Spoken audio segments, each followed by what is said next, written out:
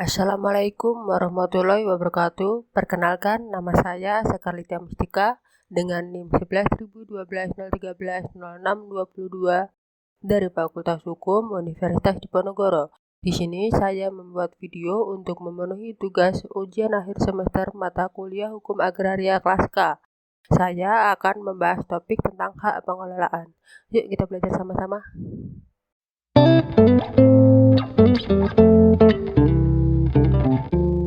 Sebelum menjelaskan pengertian hak pengelolaan, saya akan menjabarkan pengertian hak atas tanah terlebih dahulu. Hak atas tanah merupakan hak yang memberikan wewenang untuk memakai tanah yang diberikan kepada orang atau badan hukum. Pada prinsipnya, tujuan pemakaian tanah adalah untuk memenuhi dua jenis kebutuhan, yaitu untuk diusahakan dan untuk membangun sesuatu. Undang-Undang Nomor 5 Tahun 1960 tentang Peraturan Dasar Pokok-Pokok Agraria atau UUPA mengenal beberapa hak atas tanah yang antara lain meliputi hak milik, hak guna usaha, hak guna bangunan, dan hak pakai. Dalam perkembangan hukum tanah nasional dikenal pula hak pengelolaan. Jika melihat pengaturan yang ada di dalam UUPA, tidak ada ketentuan yang secara eksplisit menyebutkan hak pengelolaan sebagai salah satu hak atas tanah.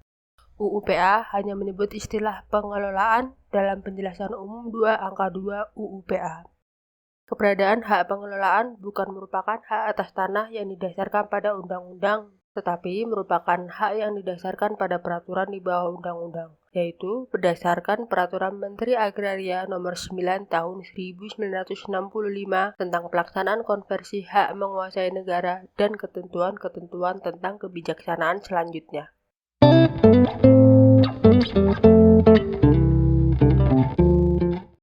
Berikut beberapa ciri-ciri hak pengelolaan lahan. Yang pertama, berdasarkan wewenang dan sifatnya, hak pengelolaan dapat dikategorikan sebagai hak atas tanah yang bersifat right to use, tidak right of disposal, yaitu hak hanya mempergunakan tanah untuk kepentingan pelaksanaan tugas atau usahanya. Yang kedua, hak pengelolaan hanya dapat dipunyai oleh badan hukum pemerintah yang bergerak dalam bidang pelayanan publik atau pemerintahan.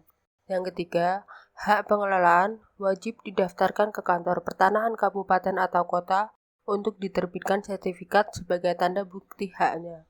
Yang keempat, tanah hak pengelolaan tidak dapat dijadikan jaminan dengan dibebani hak tanggungan. Yang kelima, tanah hak pengelolaan dapat dilepaskan untuk kepentingan pihak lain.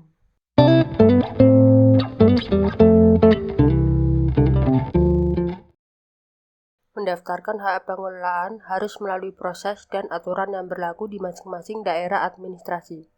Secara garis besar, di bawah ini syarat yang dibutuhkan untuk tata cara pendaftaran hak pengelolaan lahan. Yang pertama, harus menyertakan surat permohonan yang ditujukan kepada Kepala Dinas Penanaman Modal dan PTSP Provinsi setempat bermaterai 10.000. Harus menyertakan identitas pemohon atau penanggung jawab. Untuk pemohon warga negara Indonesia, harus menyertakan kartu tanda penduduk dan kartu keluarga.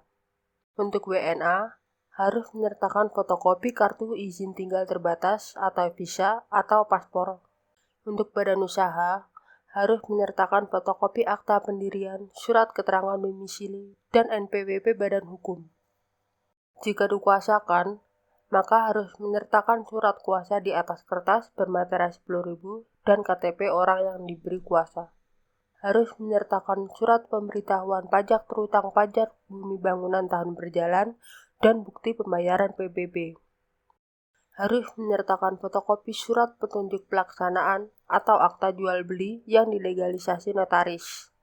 Harus menyertakan foto lokasi hak pengelolaan lahan, surat pernyataan di atas kertas bermaterai 10.000 tentang kesanggupan membayar, keabsahan dokumen, penguasaan fisik, tidak sengketa, dan pernyataan tidak akan menuntut pembayaran pemasukan yang telah dikeluarkan. Yang terakhir, harus menyertakan ketetapan rencana kota.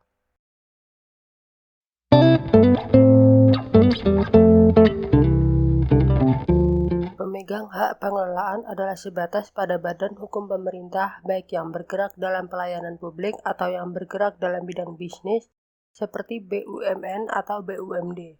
Sedangkan PT Persero dalam badan hukum swasta tidak mendapatkan peluang untuk berperan serta sebagai subjek atau pemegang hak pengelolaan.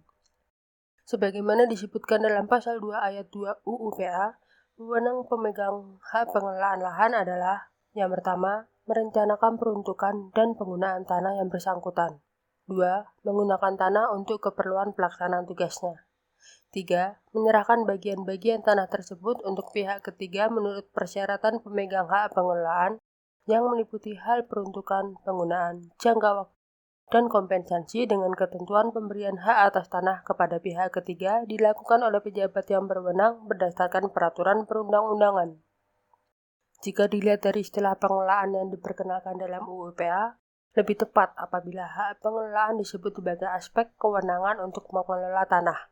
Sedangkan dalam peraturan menteri tersebut telah bergeser menjadi suatu hak atas tanah tersendiri. Dalam praktiknya, pelaksanaan pengelolaan mengalami perkembangan yang signifikan baik dari sisi pengaturannya maupun implementasi di lapangan. Demikian yang bisa saya sampaikan. Terima kasih sudah menonton video ini, semoga bermanfaat.